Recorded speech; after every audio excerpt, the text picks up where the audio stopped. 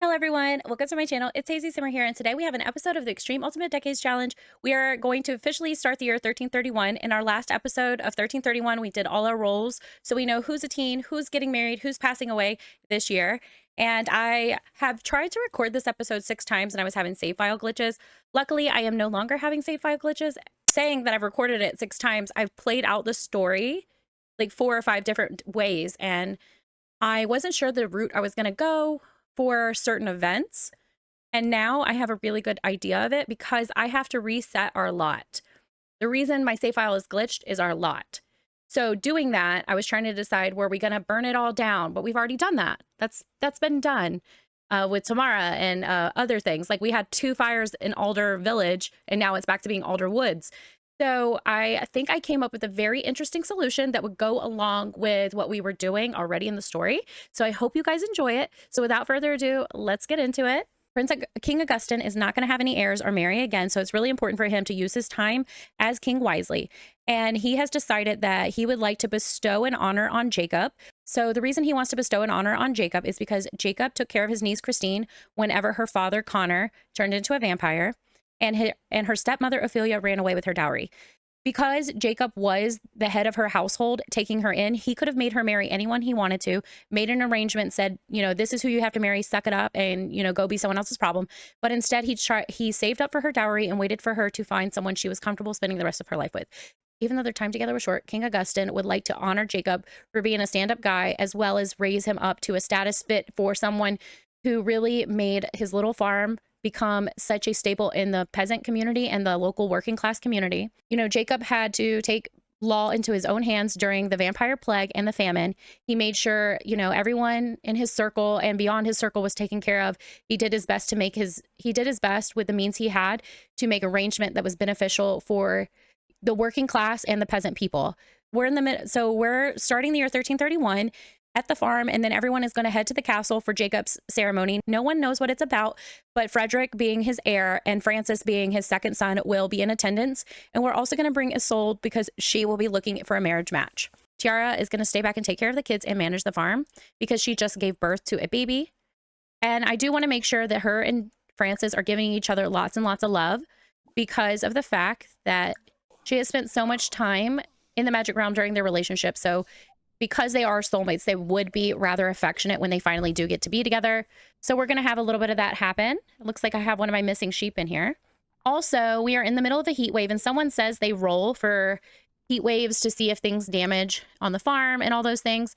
I'm not doing that today, but it is something I want to move forward doing. So we're going to have the couple spend some lovely time together. Maybe they can try for a baby and see if it happens one more time for them before he passes away. Again, they don't know it. We know it, but it doesn't hurt for us to make sure the line is insured because we could still lose the sons of Jacob. I mean, we could still lose the sons of Frederick. Also, I did miss Mort's birthday, so I will want to take care of that at some point. Isolde is being a wonderful caretaker by taking care of the farm. She is helping her brother Geralt get used to farm life because he did spend some time in the enchanted woods of Glimmerbrook and the magic realm, so he wouldn't have, you know, that basic understanding that she has of farm life. So she's out here mentoring him, and we will have the family go in 1 second. I think we're also going to take Geralt with us because he is Frederick's heir, so I'm going to make that happen. All right, so Prince Augustin has called a meeting of everyone he deems important enough to witness this moment in the kingdom's history. He's giving a speech how it is so important to invest in the people of your kingdom. He's trying to lead a good example for John and showing him that, you know, nobility is not just about blood. It's also, you know, it also comes from a sense of loyalty to the kingdom. And when you prove that you're loyal, you should reward your citizens because it will strengthen your crown and your claim to the throne. When you have happy citizens and a happy kingdom, everyone will prosper. So that is the speech Prince Augustin is giving. You know, he's trying to explain how his brother, John's father, was a very selfish prince and didn't want to put the people first, put his own entitlement first. So therefore, he felt like everyone should be worshiping him and praising his name. But Prince Augustin's like, you know, the people will not support you if you do not lift up them and support them. And because the Alder family has done wonderful things for the kingdom peasant and working class, we would like to bestow an honor on their family patriarch, Jacob Alder. So we're just going to pretend like he's talking to the whole group of people because this is a really hard event to manage.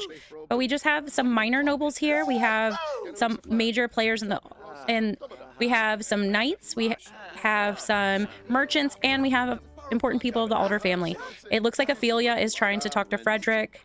We all know Ophelia is not anyone's favorite person. I'm not sure why she's here.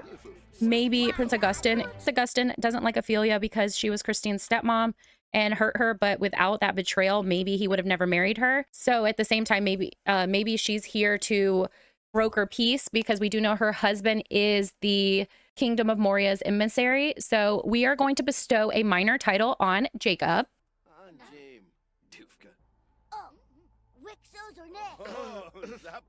This is an AI overview on Google.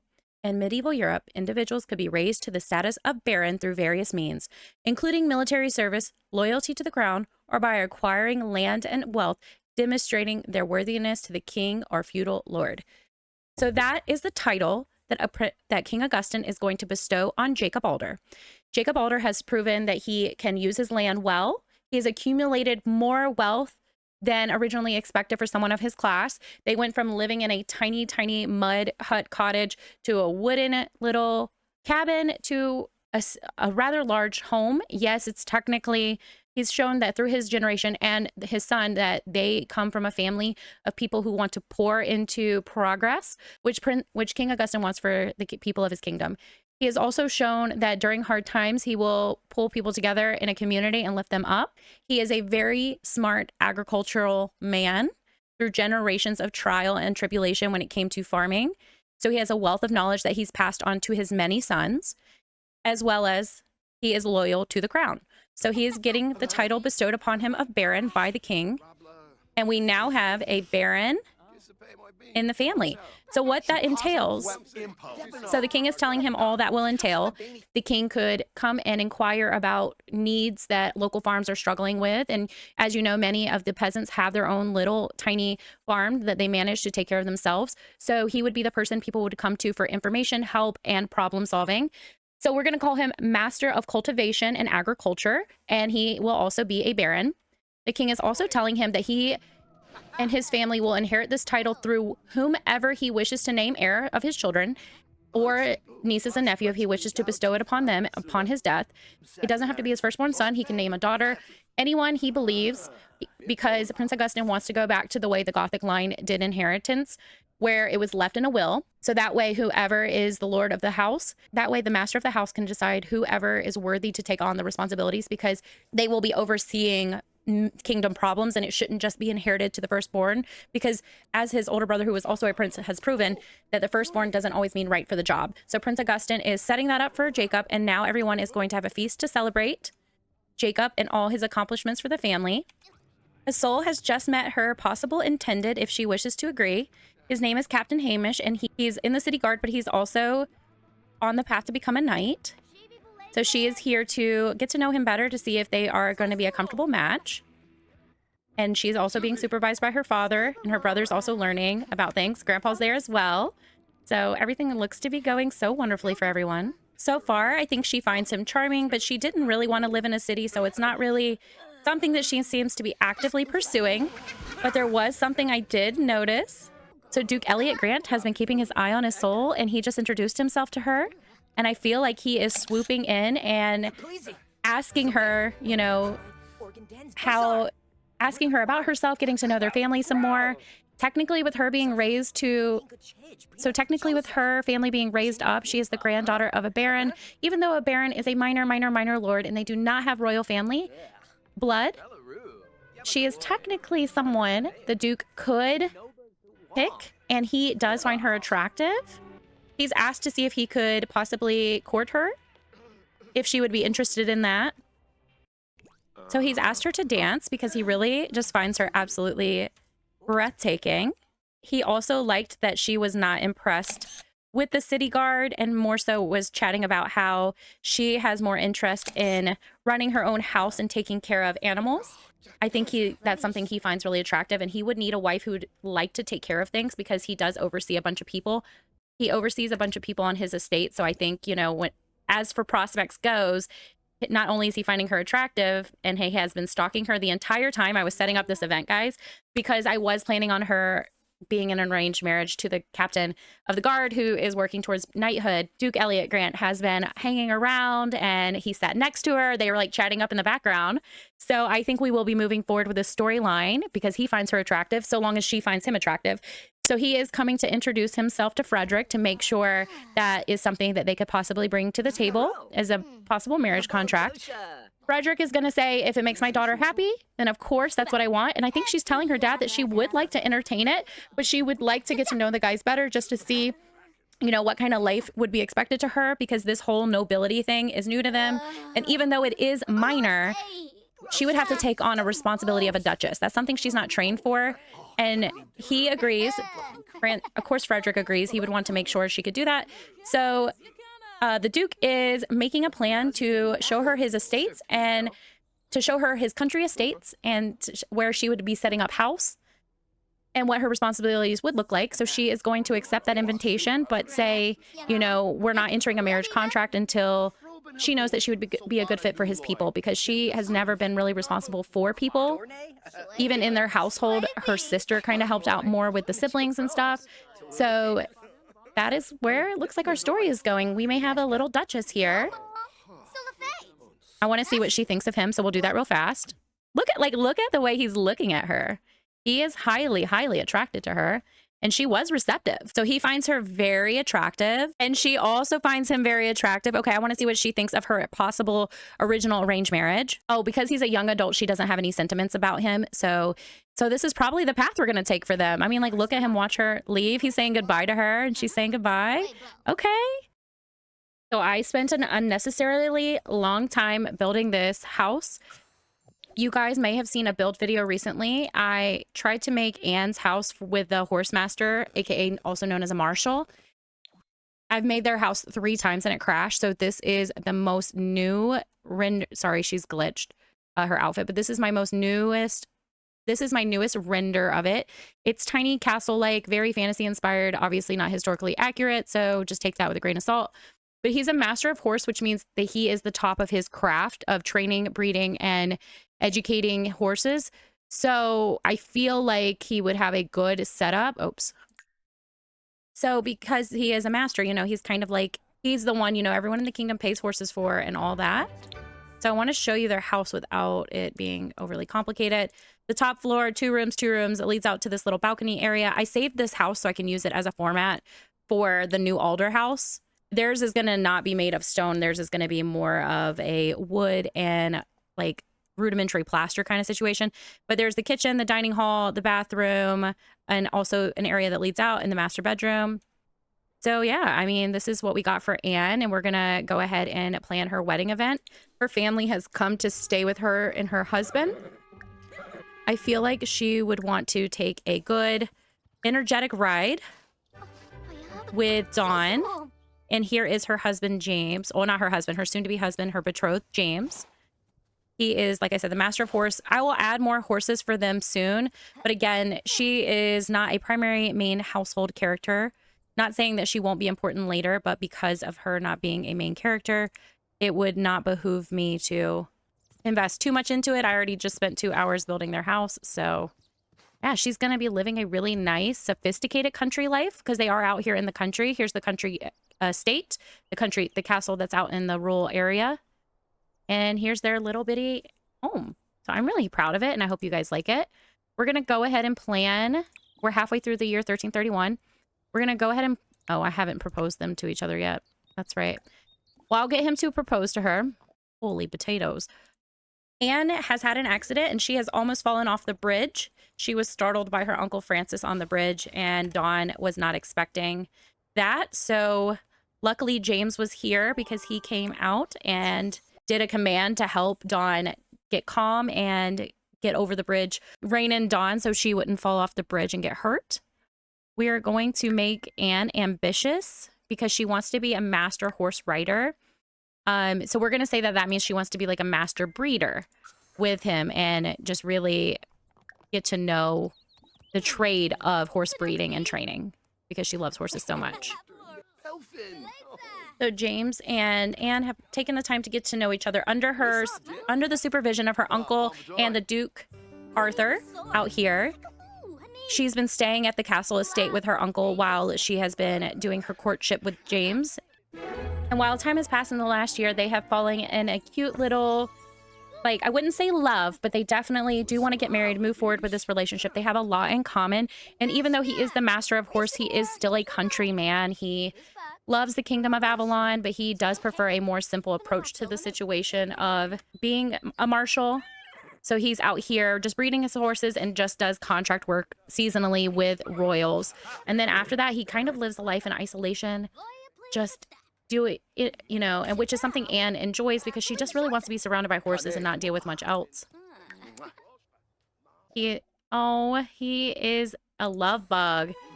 Oh, I love this for them. Hang on, guys, pause. But Marshal James Fraser is a super romantic and loving potential spouse. I believe he will be a wonderful match for Anne. Oh, and apparently she thinks so too, as she's attacking his neck.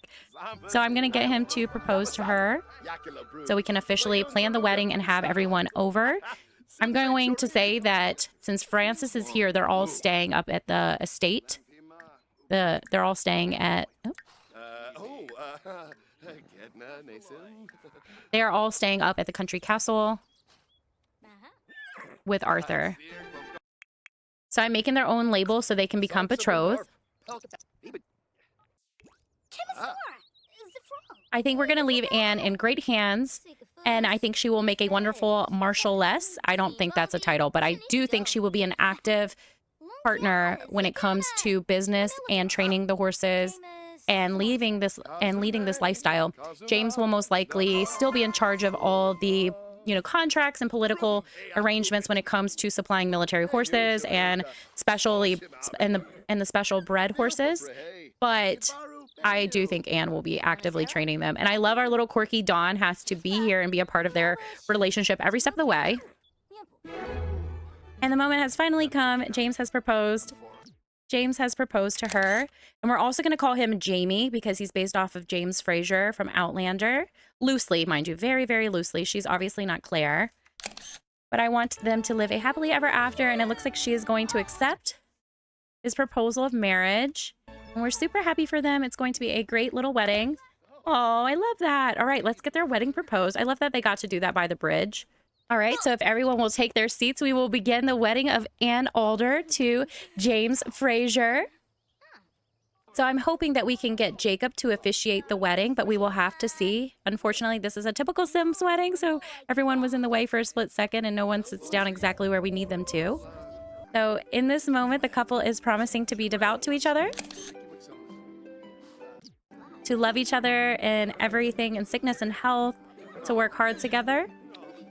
And the family is so happy to see this go down. Of course, when it rains on your wedding day, that's actually meant to be a sign of good luck. So we are just going to wish the newlyweds the most amazing wedding and life together. I can't believe we have Gen 3 getting married. And I'm so glad Jacob got to watch his oldest granddaughter get married.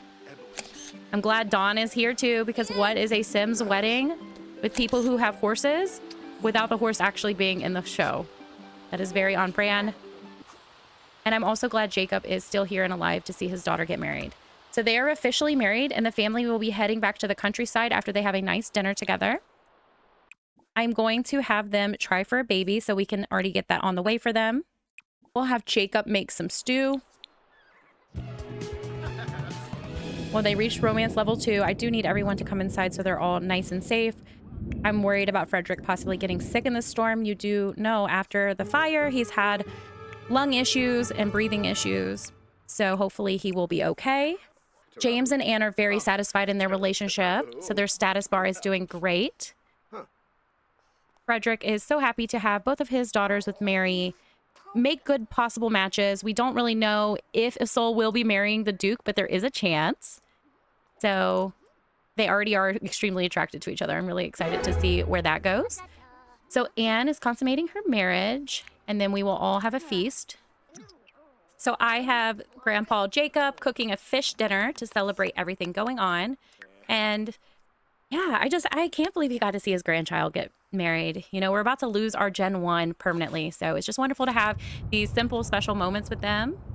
And it looks like it looks like the soul is also helping out with a meal. Everyone is super hungry, so I have everyone in here. I can tell they're just grabbing food. I'm gonna save the game real quick to make sure we don't lose anything. So because this is The Sims and the game works different, oh my gosh. Do not talk to your daughter on her marriage bed. That is so awkward. All right, well, I guess they're having a private chat where Frederick is just telling his daughter how proud of her he is. I'm going to pretend this happened before they had consummated their marriage because I'm just not comfortable with this. But we will have Anne take a pregnancy test to see if she's pregnant because, as you guys know, with the challenge, they say that one sim day equals, I think 3 months is how they separated everything. Nonetheless, she would be able to tell if she's pregnant while they're here visiting. So even though this happens in one sim day for us, their timeline is just different. So we will be able to find out now if she's pregnant before Frederick and Jacob head back to the home estate. She's not pregnant this time. We're going to call it a meal and eat. I will try one more time before we leave, but it's okay that she's not pregnant this time. I will just see if we can get her pregnant before we go. And we're going to have a family feast. It'd be wonderful if you sat down, Jacob. They can't leave during the thunderstorm, so I think the family is just going to bond and get to know the marshal a little bit more. I really think so far most of our spouses have been good matches. We've had a few rotten eggs here and there, but hopefully we can continue on the path of healthy marriages. Can't guarantee anything, but I'm just going to keep trying for the best for our family. Eventually, I know we're going to have drama when it comes to... I mean, to be fair, Francis has lost his wife. He's lost 2 wives. He's lost his stepson. I also found out whenever I was doing our family tree that his first wife, Abigail, who was a pirate, was a princess. She was a long lost royal and she was a princess. So I am going to use that story soon, guys. I think you guys are going to like it a lot. I'm very excited. All right, well, it's nighttime. We have enough beds for everybody to go to sleep, so I'm going to have them try for a baby one more time. I also want to tell you guys that while we're here and spending a few months celebrating Anne's marriage and getting her together with her new life, construction has begun on the new house for the Alder family. So we are going to redo the lot. We're going to say that all the cousins and stuff who lived on the lot still live there in Alder Woods on that little unit. And we're going to pretend like this new lot, which is still the same one, is on the other side of the woods. So it's going to be the Barron's home and we are now the Barron. So we will be moving in Frederick and Jacob into that situation, as well as Francis, because he only has his one son left. So whenever the house reaches capacity, that's who I will have in the house. All right, it is officially the 3rd day of 1311, so I really need to know if you're pregnant so we can leave Anne. We've tried 3 times, so I need to... What are you... Oh, it's her husband. Oh, they are pregnant. Good. Okay, so we will let that be. And since Anne is not an heir, we still roll for her life, but we do not roll for her birth or her children. All right, everyone. I am so excited to introduce you guys to Baron Alder.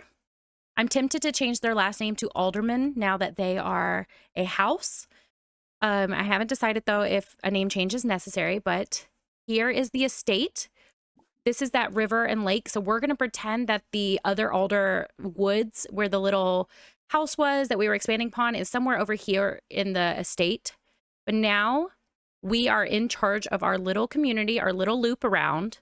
I had to reset our lot. I was having major glitches with it. There was nothing I could do about it. This lot actually cost all of his money except for 2,000 simoleons. Like it's like 2,190 something, but I did free real estate just to make sure he can move in.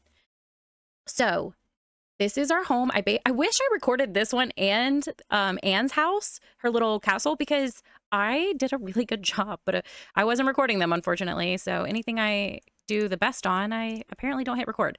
Anyways, so this is what we're looking at when it comes to our little house manor thing.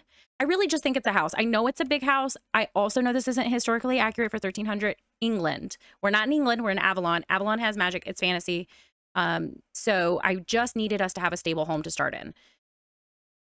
So I kept everything very clean. We do have a glitch where our cows are off property, but I'm going to assign them to the new homes and have them going. We have a little farming patch but that we will be overseeing, and we have a chicken coop, keeping it very, very simple. I'm going to give you guys a tour. I'm very proud of this build. I am using the same build from Anne's house. I just adjusted it and changed. I mean, I gutted it, but I used that house as the shell. So when we enter in through here, so we enter in and we have a small entryway.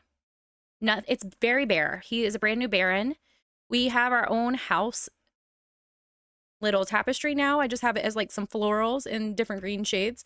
We have a dining hall just like Anne does. Ours is just a teeny bit more rustic and it can seat more people. We have a master bedroom here, a more narrow hallway than Anne has as well. Another master bedroom. Go through this corridor, bathroom. Here is our kitchen as well. Checking our second floor, we're going to enter through the balcony just so we can get a better view of things. So we start off in this bedroom where I put 4 beds and a chamber pot. I'm just going to show you guys the top floor layer. So it's mostly beds because, again, this is a brand new Barron. He hasn't bought anything for the house. They just set it up to be furnished for his home. We do have a nectar maker right here, and our laundry is covered now, which I think is a luxury for them, if anything's a luxury. And yeah, it just kept it really, really simple so we can expand upon it. But just to show we moved up in class, I feel like this is more simple than actually what we had going on. Mind you, our house is nicer, but I felt like we had more amenities at our house. So this way, I'm hoping we will leave our home a little bit more. Right now, I'm going to assign our animals to the shed so we don't have any more animals that are floating around. I might need to get more cow sheds just so I can sell them. I have been having glitches with the animals. I wish I could sell them, but this lot just has so many animals. I actually, you know what will make it better is if I turn on animals dying again. I did have it off for a little bit, I think. Okay, so I'm turning back on animal aging, and I think that's going to help us with our cow problem because I have like 6 or so cows, and I can never get them to come out of the shed, so eventually they'll die and we'll replace them. So that is my solution to that. Not the bicycle mod glitch. Okay, so I'm still having a bicycle glitch. I took the horses out thinking it was the horses, but now I'm realizing it's a bike thing. Oh my gosh, guys, I finally solved my bike problem. So I could have been having this glitch for a really long time. It's actually a rare Sims 4 glitch. I read it online. It's really only happens to a few people. And a mod will trigger it, but it's not a mod that makes it happen. But once it starts happening in a save file, the save file is like, you have to go to a prior save. And obviously we're playing a story where that cannot happen. So what I did, I spent last night, I repaired my game like 3 times. I used the scanner to check for mods. I used better exceptions, and I also downloaded like a mod checker, and all my mods are like fine. I was like, what? Why is this still happening to me? Like, I removed the horse overlay on my bikes, and then I loaded the lot, and there's like literally hundreds of bikes all the way around my lot. And then I remembered once upon a time, I had a mod in that removed bikes from my game. So it's not like they removed them, it just made them invisible. So I put that mod back in, and I'm hoping it'll help. I also think I don't have the mod anymore where the cars are invisible. So I'm going to need to download that if we see a car. But even if I'm having that bike glitch, if they're invisible, I don't really care, right? Because then it's like when you cut down a tree in the forest and it falls, do you hear it? Does that mean it made a sound kind of thing? Like, sorry, I'm really tired. I have spent like days trying to work out the solution to this problem of millions of bikes. I'm still having a long loading screen to initially open the save file, and the 1400s can't come soon enough because I'm going to purge my mods folder and make a brand new save. And we'll just make sure we save our main characters to the gallery and use MCC to like reconnect the living family. But this is more for storytelling, and we'll have our own timeline. But I'm just realizing that a save folder where you use so many tiny mods that don't get regularly updated, because some of my medieval mods are from 2014, and I really wish I thought about that.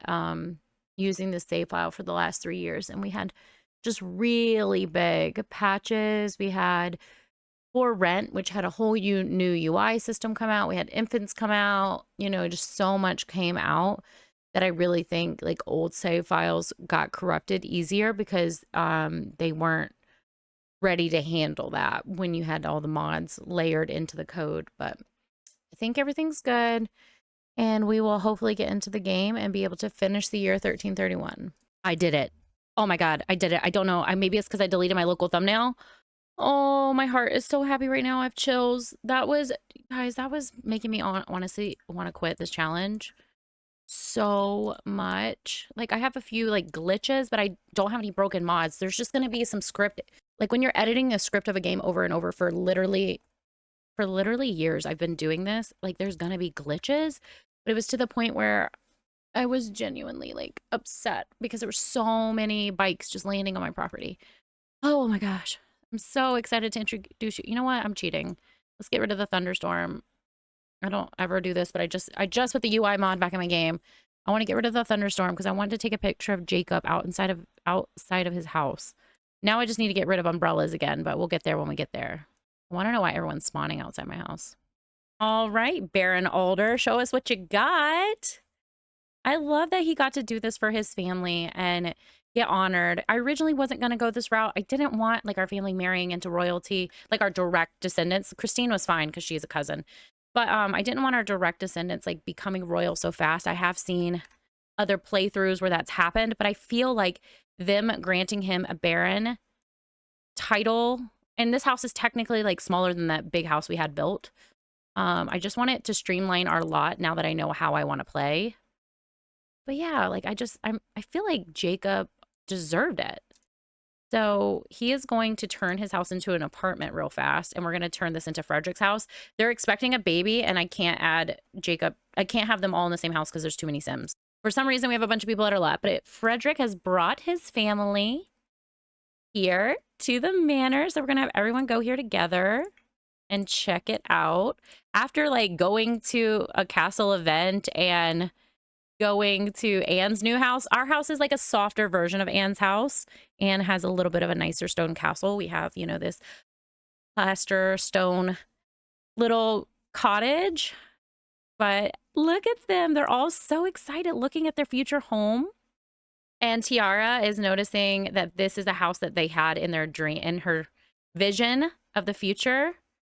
But she actually knew that the family was going to be a status. She didn't know how, but she saw that they were held in high regards. And she would always tell Frederick, like, you guys are more than, like, we are more than, they just told their son to step in and be a hero if other people are being bullied. But she has always told her husband, oh, well, she's throwing up. She has always told her husband that you guys are more than, you know, what you think. And she's always told them to, like, believe in themselves and stuff. She's always been really supportive. But we are going to have the family kind of get the house settled in. This is, so Jacob's room is right here. This is Frederick's room. And then the kids, I have all this set as shared space. So the kids will be staying here. I do need to make room for the toddlers. Oh, and Frederick has quite a bit of money now since everything. So I'm going to pay, we're just going to go over here and pay a fine. And I just like get rid of money this way. No, it won't let me. Okay. So Assault and Gerald are jokesters. They must have a close bond. I'm only going to set his simoleons to 10. I think that is already too much anyways. But I don't think we need 27 simoleons. Looks like Jacob is cleaning up after Tiara's sickness. That's really nice of him. I'm going to have Frederick work on some apple nectar because I think he is moving past blacksmithery because he hasn't been feeling good in recent years. He's just not as strong as he used to be. So he's going to have to just be honest with himself and understand that he doesn't have the ability to do the things he used to have the abilities to do. So I'm going to have him work on making nectar because his mom taught him how to make mead and brew different types of ales. So I feel like this isn't like out of the realm of his possibility. Are you our welcome party? So Isolde and Geralt are going to spend some time together. I really want her to get close to her brother. I want him to know he can rely on her. All right, guys. Well, it looks like Elijah is going back home. Tiara is... Oh, look, they're cloud gazing. I wish they would have done it on the grass, but it's nice to see the brother and sister getting along and working on things. Oh, no. So I'm going to have Frederick plant some cherry trees so he can work on making cherry nectar eventually. Again, he doesn't know he's passing away. We know he's passing away. So in most realities, he would be preparing the farm for the next decade. So we are going to get this new property up and going because his dad can't shoulder a lot of that work. And he can, and like we said, Jacob can't. Oh, it looks like Uncle Calvin is visiting us. Where are they at? Frederick can no longer blacksmith. Hammering away on metal and being in those fires are really hurting his ability to breathe. So it's just not something he can manage anymore. But because they have this new property, he's going to be helping his dad get things together. Mort wasn't able to fight off an illness, and he's gotten worse. I didn't even know he was sick. I don't even know I have a sickness mod in. What is wrong with Mort? All right, well, maybe we'll just roll and see if he passes away. I don't know what I'm going to roll yet, but we will see what happens. I no longer have the kids can die of anything illness mod, I think. So let's say 25% chance, or would it be like 30 or 40? All right, let's say if this, we're going to do a 10, and we're going to say we'll roll 1 through 4, he doesn't make it, and 5 through 10, he does, because that gives him a 40% chance. Okay, Mort is going to pass away. That is going to be unfortunate, but it is what it is at this point. Like, yeah, so, you know, kids get sick and it's summertime. Maybe he had an issue with, you know, the heat, the extreme heat, and he just couldn't make it. Yeah, only certain, like, deaths work for children when you use a mod. But Mort, unfortunately, is passing away. So he's having, you know, a heat stroke, essentially, and he's just not making it. He must have, you know, had weak lungs or something where this was just a hard thing for him to handle. So his mother, I think she knows, and she's been trying to make potions and stuff to help him heal. But even, you know, magic can go so far, and she doesn't want to attempt life magic and death magic ever again. So we are unfortunately going to be saying goodbye to baby Mort.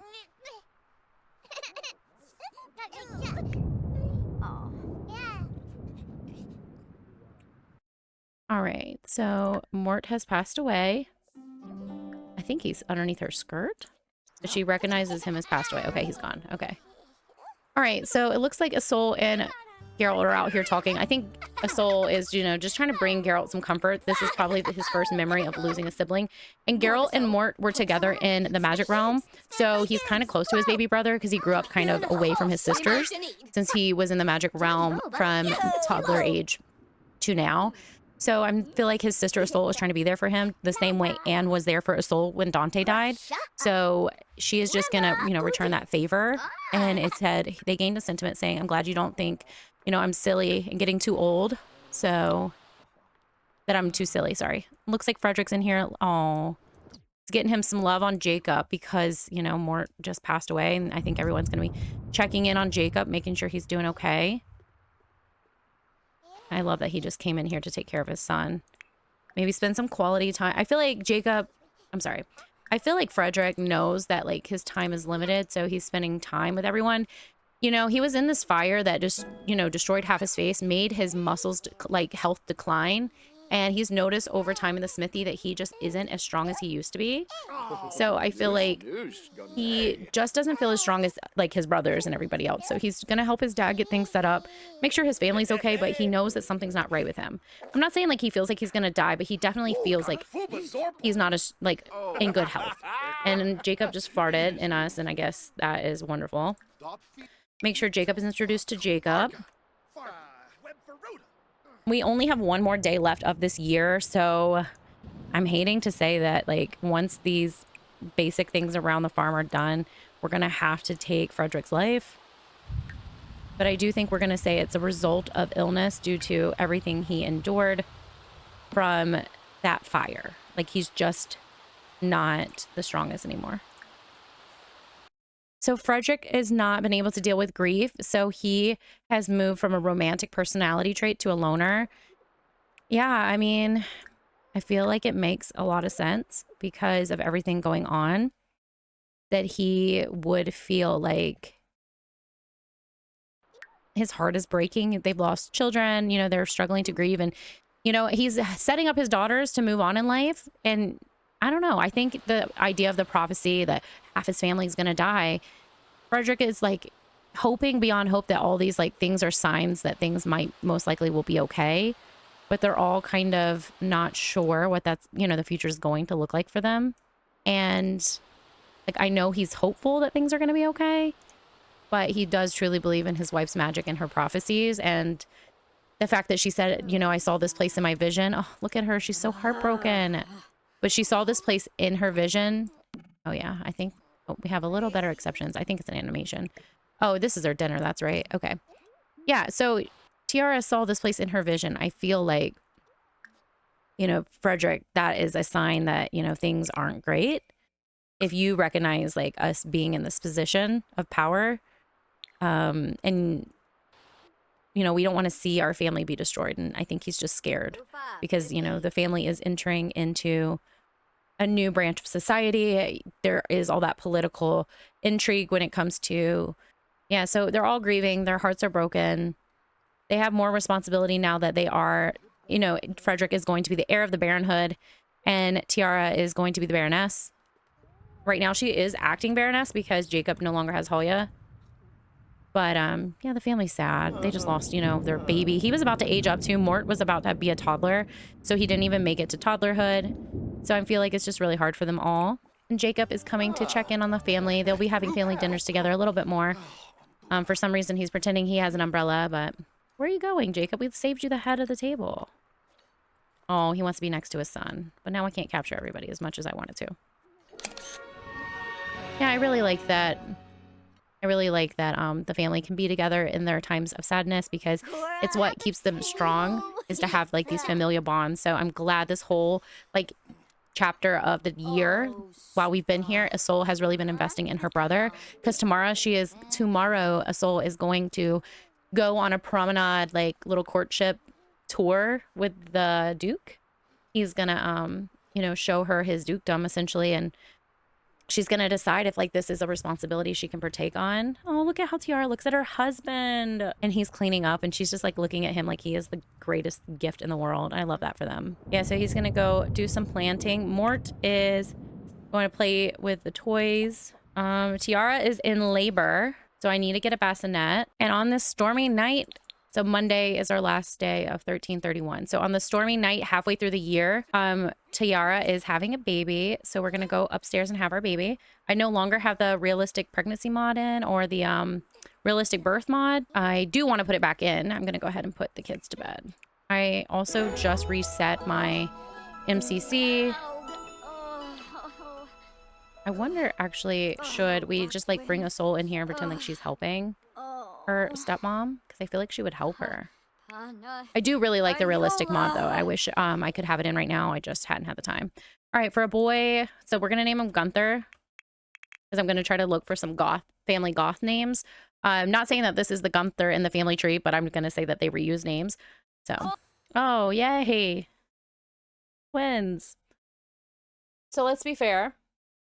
Frederick hasn't had any twins. Frederick has not had any twins. And Tiara is a twin. And we know Hoya, Frederick's mom, had a million twins.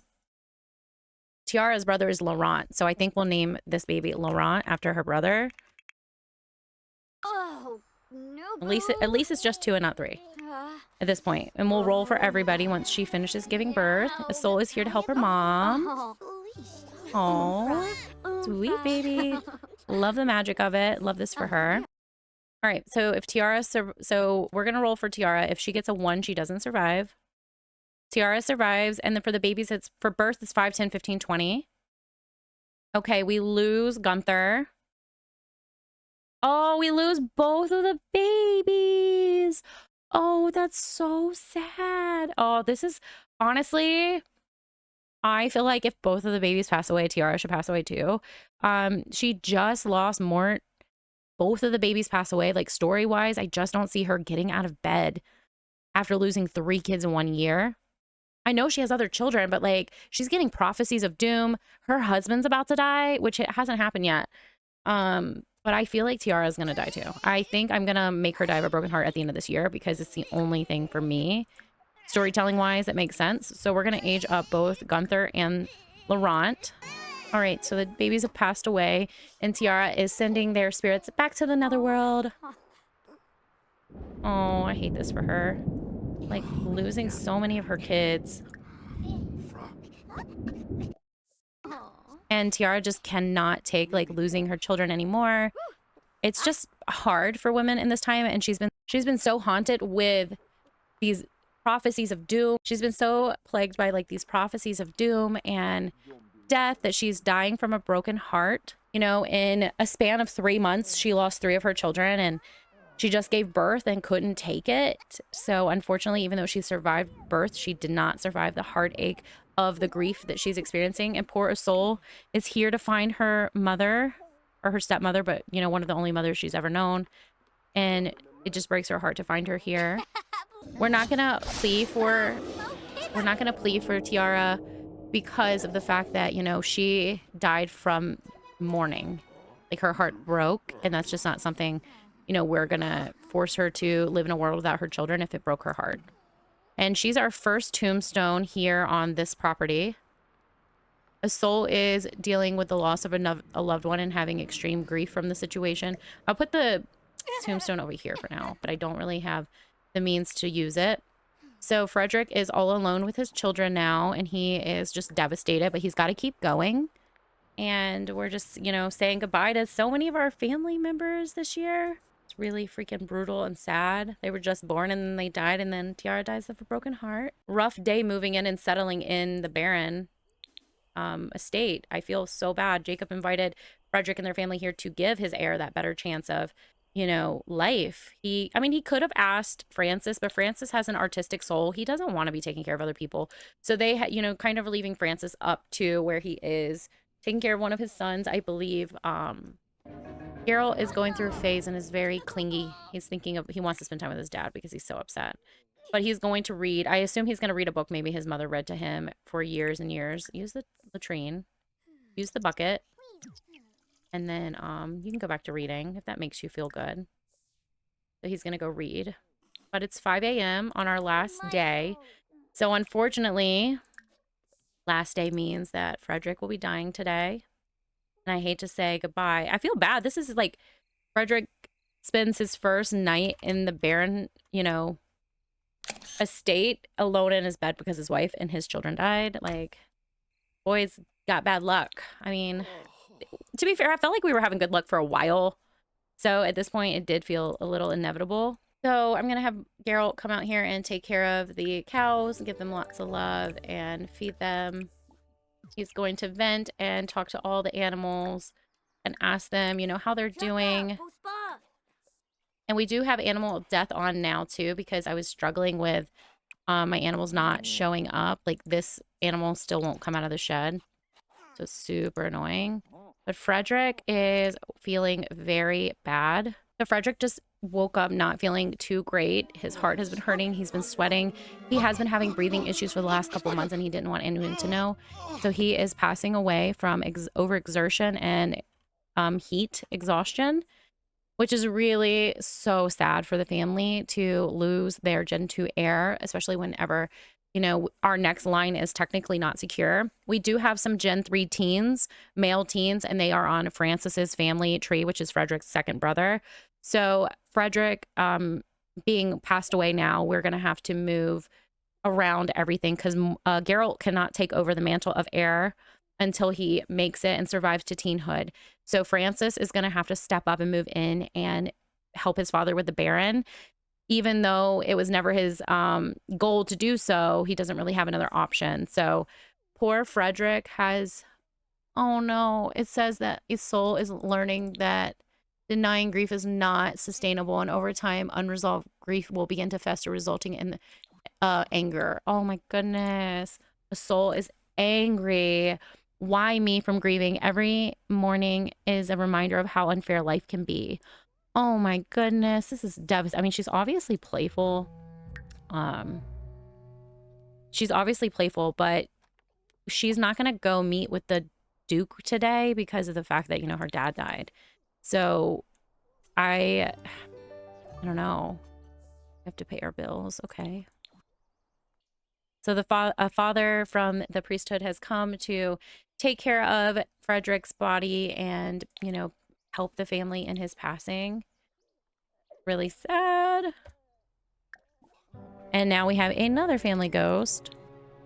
I don't know where Frederick's tombstone went, but maybe it's in our family household inventory.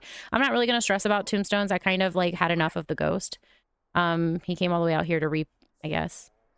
But she is going to need some help, so I'm going to have to move Francis in immediately.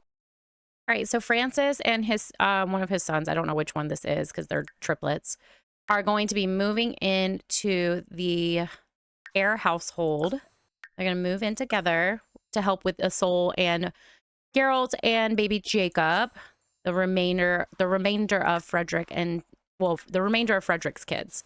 Honestly, I feel like Francis is the best one to do that because he did lose, you know, 2 wives and a couple of children so young that he's dealt with that grief from a young age. So he can probably help Isolde through grief, which I think will be a wonderful thing for her so she doesn't build up like a resentment towards just anything happy in life. I would like her to make sure she works through those feelings because just not too long ago, she was like laughing with her brother and celebrating her sister's birthday and celebrating her grandfather becoming a baron and flirting with a duke. Like she went from possibly being betrothed to a city guard who is in line to be a knight to like a duke checking her out saying like, hey, like we're the kind of same. I mean, he's obviously way higher in the social standings, but it's like wouldn't be like if he wanted to name her his duchess, he could. And you know, she's like, yeah, like I'm into you too, and it's really sad. So Theodore is the one still living with his dad, Francis. So they're going to be moving in. We have to get Theodore married anyways, so it'll be easier to manage him from here. He's going to be helping out with the crops this year. They also go around and help other peasant families. So that's what I'm saying they're doing as the Baronhood. They're going to go around the neighborhoods, our neighborhood out in the country, which is just like 6 lots. And we're going to help out the other families with their farms and do some basic farming.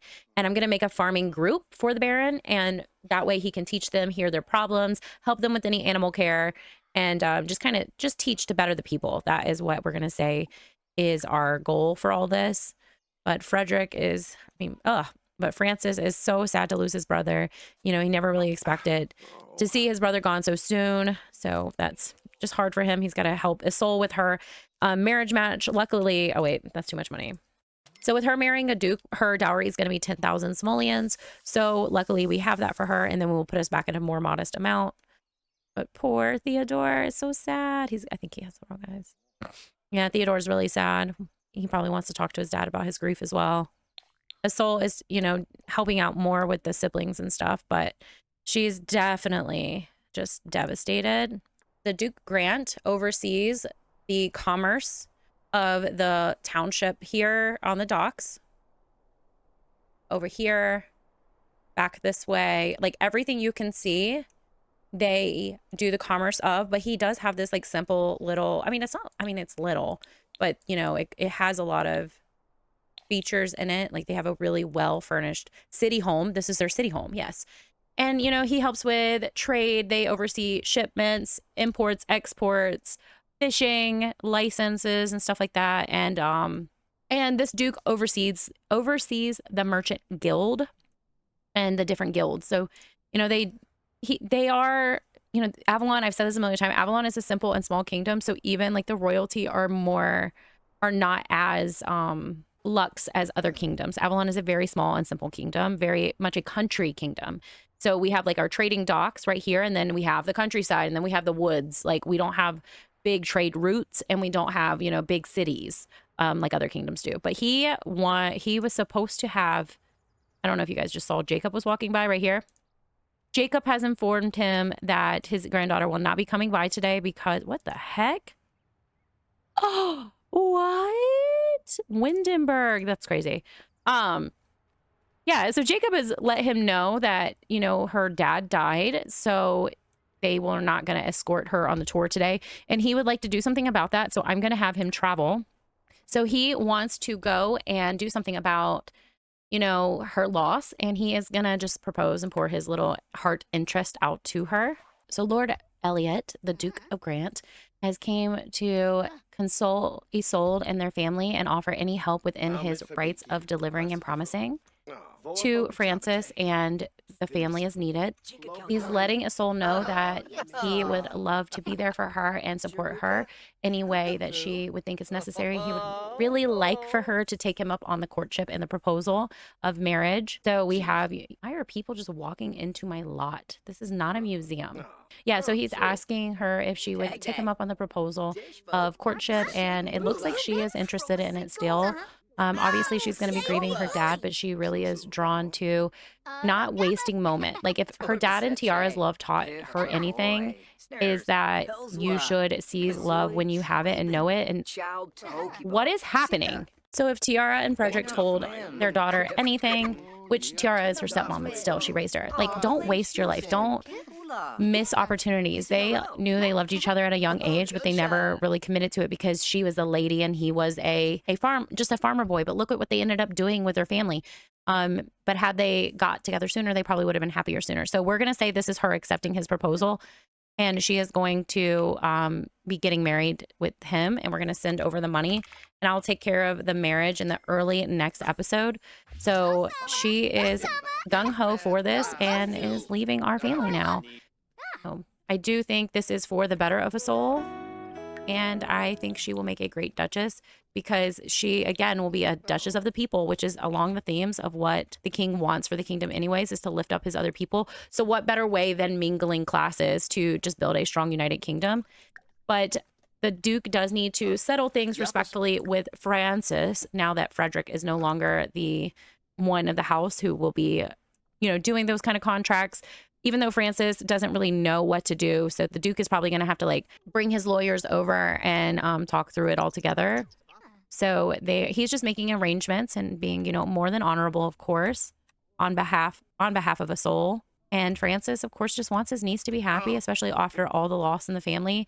He wishes his brother was there to do this for them, but he's happy to help him set it down. It looks like she's patting her uncle on the back and saying, thank you for taking care of us the last, few weeks or months since dad died, because, time is weird in The Sims.